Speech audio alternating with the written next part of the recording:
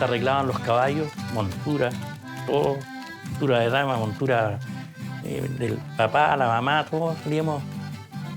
Y yo deseando de andar también de caballo, pero solo a caballo aparte. Para mí era lo importante es no andar. Yo quería andar con mi caballo y ser yo el que ande en el caballo. Entonces ya por ahí hay un caballo que soportaba mi ocurrencia, así que en ese. Y entonces íbamos a lo que le llamaban una marcación. Y lo que era una marcación era un corral lleno de vacas y un montón de gente, era como una minga, pero montones de gente, el vecino del lado, del frente, del otro lado, y todo, una tremenda cantidad de gente. Y del otro lado de la frontera también. Iban a la señalada. Entonces ahí pialaban, enlazaban y con una marca a fuego le colocaban en el cuarto del animal. Y después de toda esa faena se comían tremenda cantidad de asado y venía la música. Y ahí era el momento que yo miraba y aprendía algunas cosas. Y me acuerdo que andaba jugando una vez y me despreocupé del... Porque, bueno, yo era niño y le tenía miedo a las vacas, niño chico. Y de repente sentí un sonido de un acordeón, que el viento me llevaba a ese sonido. Entonces, pucha, me fui a la siga del sonido, a dónde era, de dónde salía. Y era un caballero que estaba cociendo un asado en un quincho, en un fogón. Y mientras cocía el asado, él estaba sentado en una banca, tratando de sacar una melodía en un acordeón verdulera. Y bueno, ya después yo conocí al caballero ese y hasta los días de hoy me acuerdo de esa melodía y hice un tema con esa melodía y le puse nombre y todo a esa melodía que se la escuché a ese abuelo y le puse Levantando Ceniza al tema.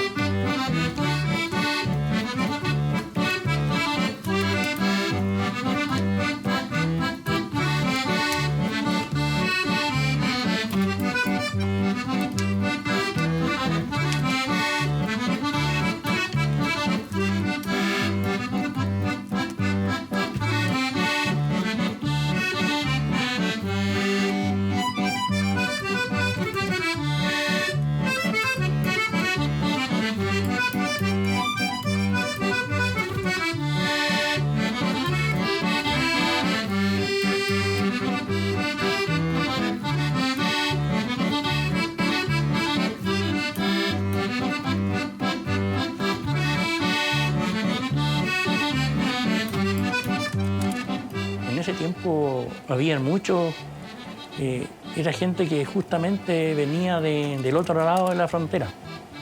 Venían del Triana. Triana es un lugar que queda en Argentina, en la provincia del Chubut, aquí al otro lado, cruzando la frontera.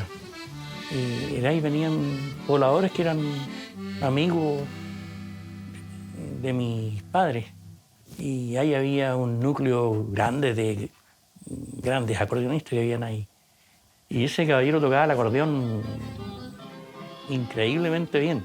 Era de apellido Toro, pero todos lo conocían por Villar. Le decían el Tata Villar. Y nunca fue Villar, creo que lo había criado un señor de apellido Villar. Él sabía salir, bueno, tenía un cumpleaños de un fulano en Chile y se iba. Mañana o pasado vengo. Bien pasado un mes, a veces 2 meses. No volvía más. Por el Blanco, qué sé yo, por todos lados andaba. Se olvidaba de volver. De repente aparecía. Como era músico, andaba en todos los festejos que había. No, él andaba mucho, mucho, mucho. Yo no alcancé a buscar. Antes me parece que nosotros habíamos tenido un cassette de él, o le diste vos a un chico de Santa Cruz, porque el tema No, yo nunca tuve cassette de él. de que él andaba tocando por todos lados, estaba hasta en Santa Cruz, en todos lados andaban los cassettes de él. Este es el...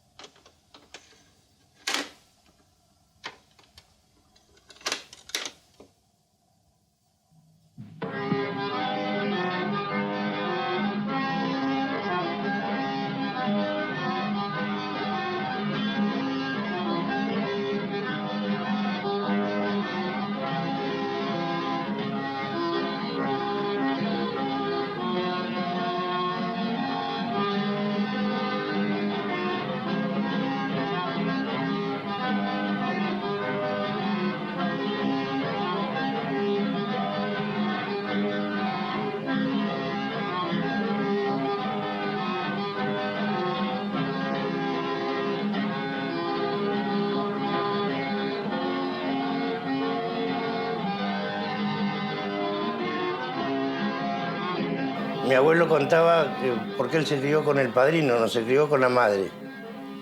El padrino de él era Manuel Villar, pero lo crió como el papá porque él fue el que lo crió. Dice que lo sacaba a la señalada, a los cumpleaños así, lo sacaba por delante, tenía 5 o 6 años y iba a tocar el acordeón por ahí. Tocaba, era parejo con mi papá, tanto el acordeón como la guitarra, los dos. Así que en las fiestas por ahí se cambiaban, tocaba uno, tocaba el otro. Y esa era una de las personas también que era muy buen músico. Era de la aldea Beleiro, pero del campo, de una parte que se llama el Triana. Ahí nomás, del campo nuestro, no sé, por el campo donde tenía mi papá estaríamos unas 6 horas a caballo.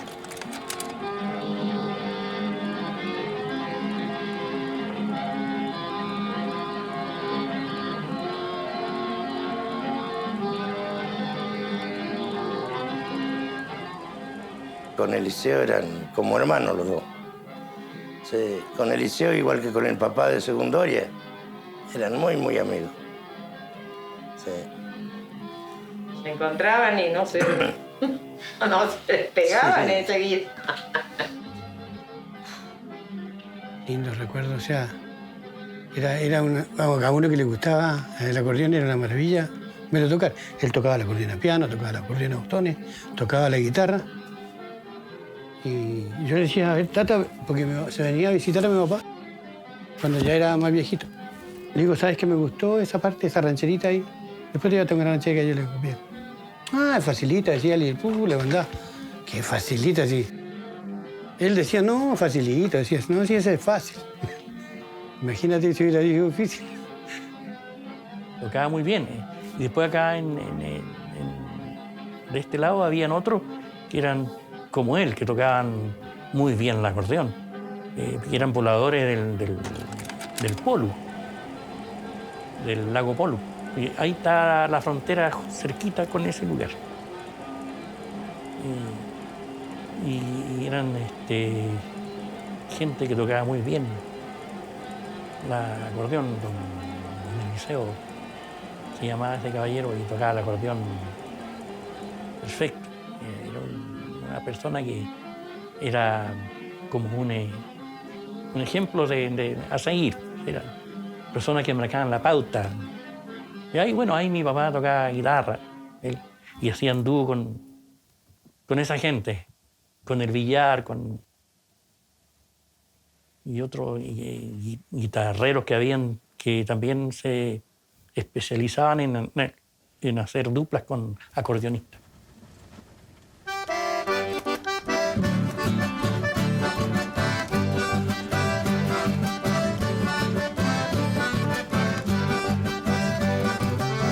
Cuando yo era muy niño, digamos 6 años, me gustaba el acordeón porque mi papá era uno de los buenos acordeonistas que había aquí en la región.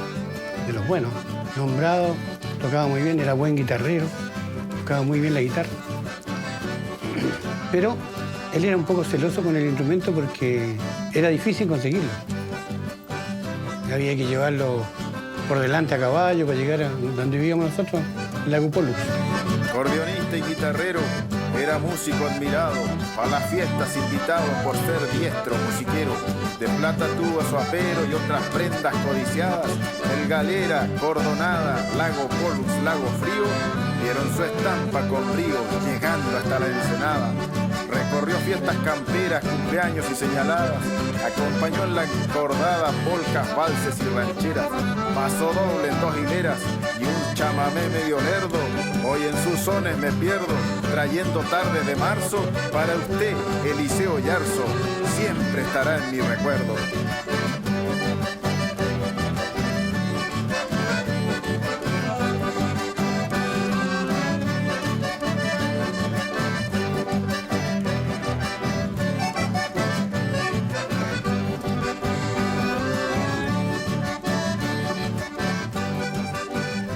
Por lo general, estos instrumentos siempre se consiguieron en Argentina.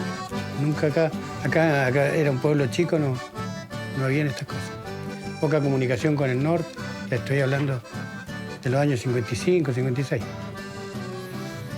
Y entonces yo quería meter las manos de repente, no toque porque se puede romper.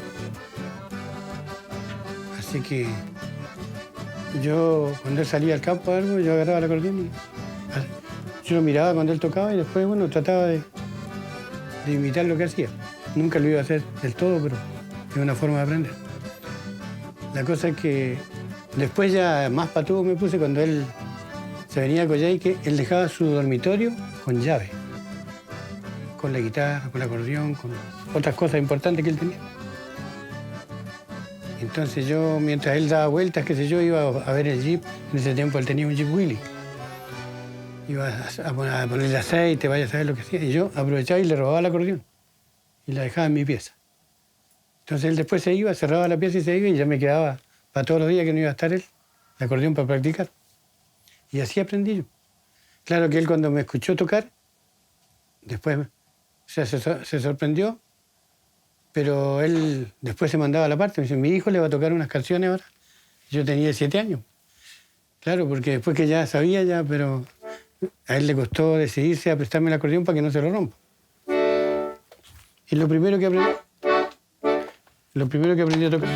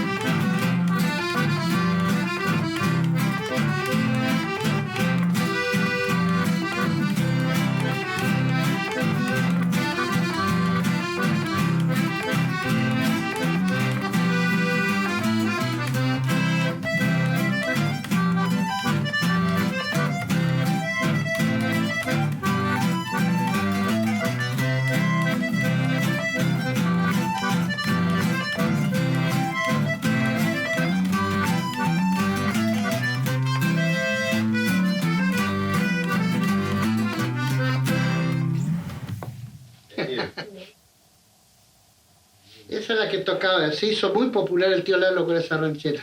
Sí, él era, cuando ya llegábamos acá, todos venían acá porque venía el tío Lalo. Llegaban todos a la noche, sabían venir por el camino allá, todos para acá. Lo pasábamos muy lindo lo pasábamos. Para todas las fiestas estábamos acá, para las señaladas, para todo. Lo pasábamos muy lindo, con todos los hijos, los sobrinos. Lindo lo pasábamos. Hombre con cuerpo de jinete y mostachos bien cuidados, en Lago Frío fue criado, por inscripción argentino. Se le vio por los caminos su criolla estampa campera, jugaba en las coscojeras su pampa trasnochador, mientras en el acordeón Don Lalo y su verdulera.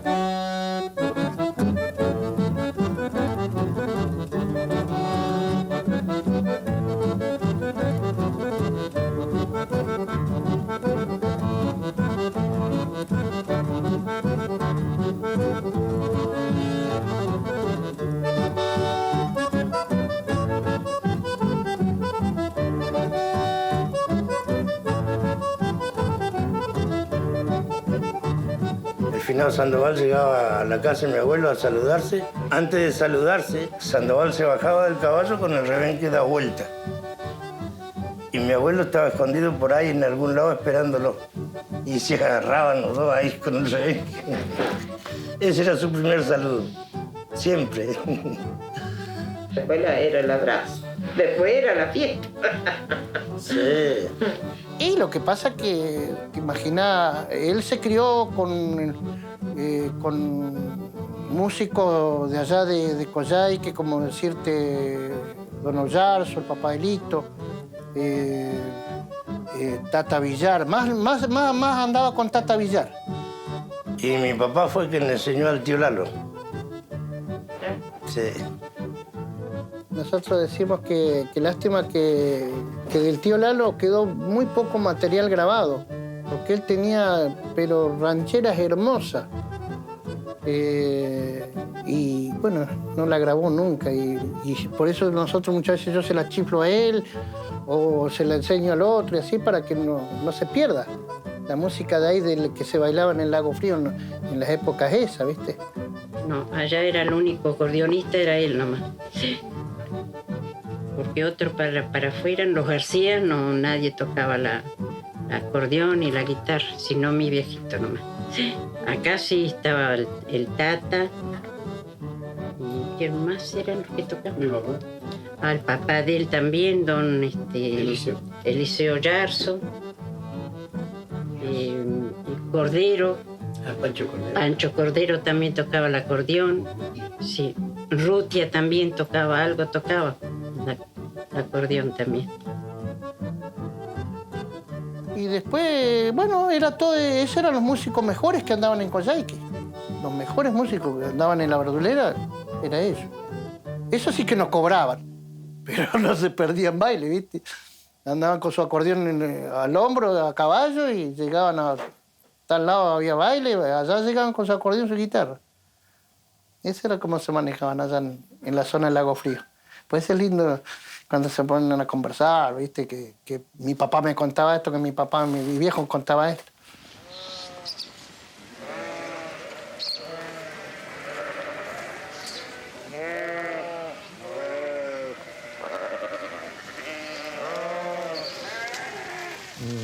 Bien, excelente o malamente, pero todos tocaban.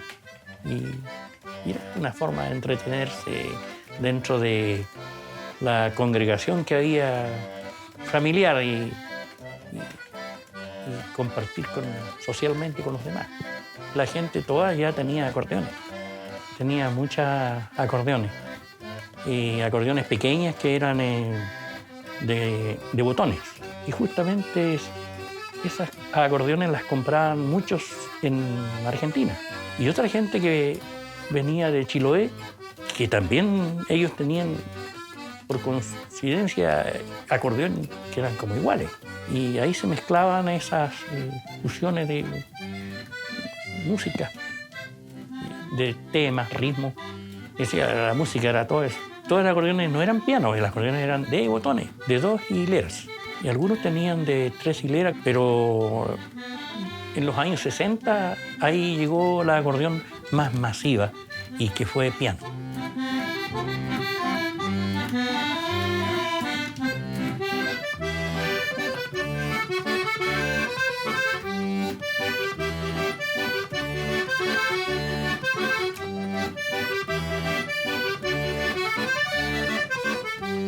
En esos años del 1900 en adelante no existía la longitud de la frontera tan clara como más o menos está ahora, aunque aparentemente parece que siguieran los problemas fronterizos porque el hilo del límite es tan fino que no se sabe cuándo se está al otro lado. Aquí no los divide la cordillera, no tenemos fronteras geográficas como de Puerto Montt hacia el resto de Chile. Aquí la cordillera no existe.